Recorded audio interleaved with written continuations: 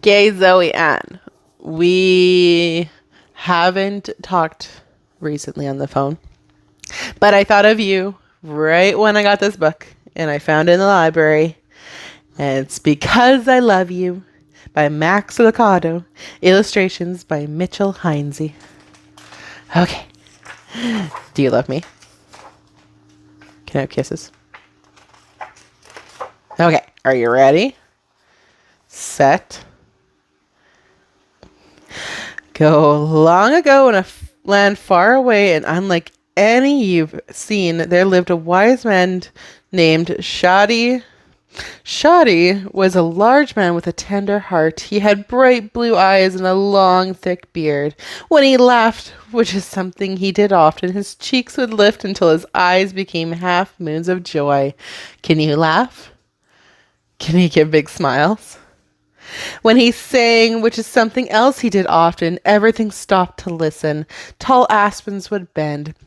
Squirrels, butterflies, and birds would pause. Even the children would turn when they heard his voice. And well, they should. It was for them, he sang.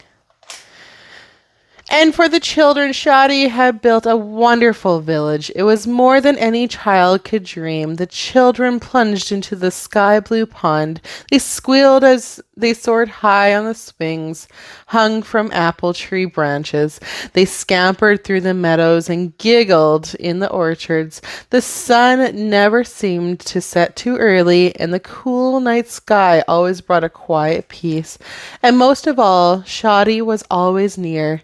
When Shadi wasn't in the meadow with the children or in the orchards with the children, he was in the workshop with the children. He loved to be with him, or they loved to be with him while he worked. They loved to smell the sawdust, hear him sing, and watch him carve a chair out of a log or make a table out of a tree. They would gather around him and take turns pressing their tiny hands flat against his great big one. Every night he would gather the children on the grassy meadow and tell them stories. Fascinated, the children would listen as long as Shadi or their weary eyes allowed. The children loved Shadi, and Shadi loved the children. He knew each one by name and knew everything about them. He knew Lucy's love for birds. He knew Ronald's fear of darkness. He knew Daphne was friendly and Spencer was shy. He knew Paladin was curious. When one of them called his name, he dropped whatever he was doing and turned. His giant heart had 100 strings, each held by a different child, and Shadi loved each one the same. That's why he built the wall. Oh man, this is like reminding me of teaching. The wall was a high stone fence surrounding the village. Shadi had built it, rock upon rock. The wall was so tall it stood above Shadi. Even if he stretched his arms as high as he could, he still couldn't touch the top of the wall. He spent days building it, and as he built, he did not sing. A deadly forest stood outside the village. As Shadi built the fence, he would often pause and look into the shadows beyond. Cruel thorns and savage beasts and hidden pits filled the dark forest. It was no place for the children Shadi loved. Beyond the wall is danger, he would tell the children in solemn tones. You were made for my village, not for the terrible land beyond. Stay with me, it's safe here. But in his heart, he knew it was only a matter of time. The day he placed the final stone on the wall, he returned to his shop, took a long aspen branch, sat down on his bench, and carved a staff. Shadi stood the staff in a corner. I'll be ready, he told himself. Sometime later, a boy ran into Shadi's workshop. The sandy-haired child was searching, and restless energy brought the maker both joy and concern. Shadi! It was one motion the maker dropped his hammer and turned. What is it, Paladin? The boy spoke in spurts as he gasped for air. The wall. I found a hole. It's a big opening, sir. The boy's hand stretched to show the size. Someone could crawl through it. Shoddy pulled over a stool and sat down. I knew it would be you, Paladin. My child, tell me, how did you find? I was walking along the wall, searching for holes. Paladin paused, surprised that Shoddy knew. Yes, I was looking for holes. So you could see out into the forest? I was curious, Shoddy. I wanted to know why you wouldn't let us out there. Why is it so bad? Shoddy motioned for the boy to come in. When Paladin came near, the maker cupped the small face in his hands and lifted it so the boy would look directly into his eyes. The urgency of the look caused Paladin's stomach to feel empty. Paladin, listen to me.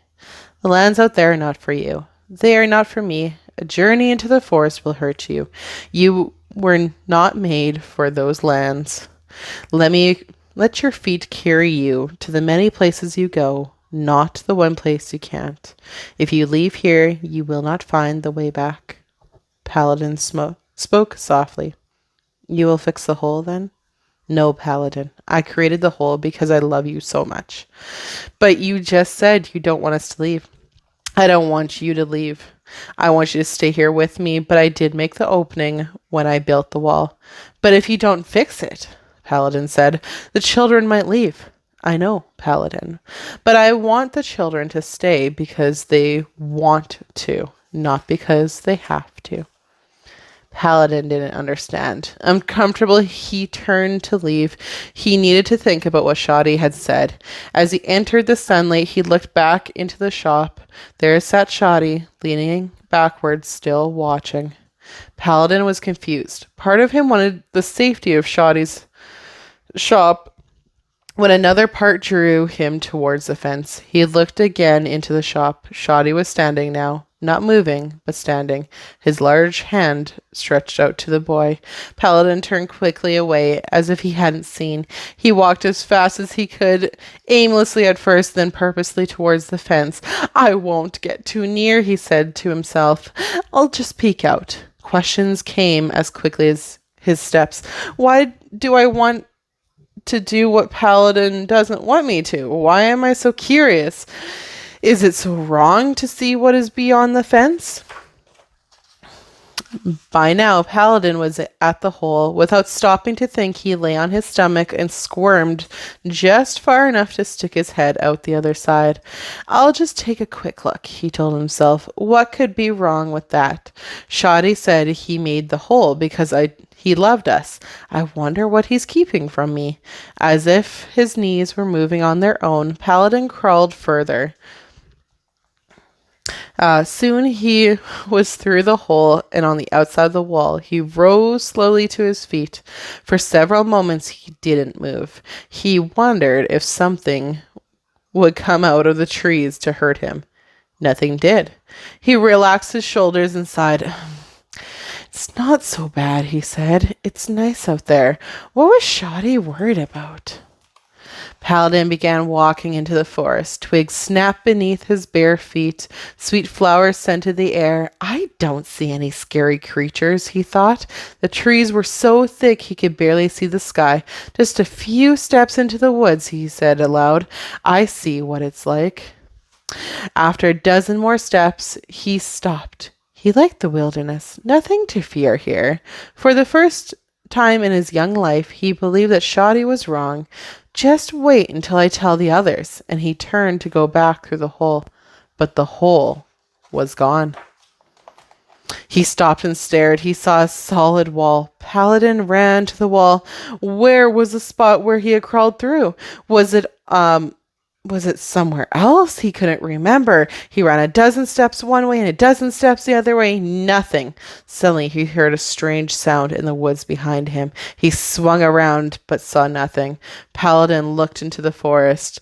Now it no longer seemed friendly. It was dark and threatening, as if it were about to destroy him.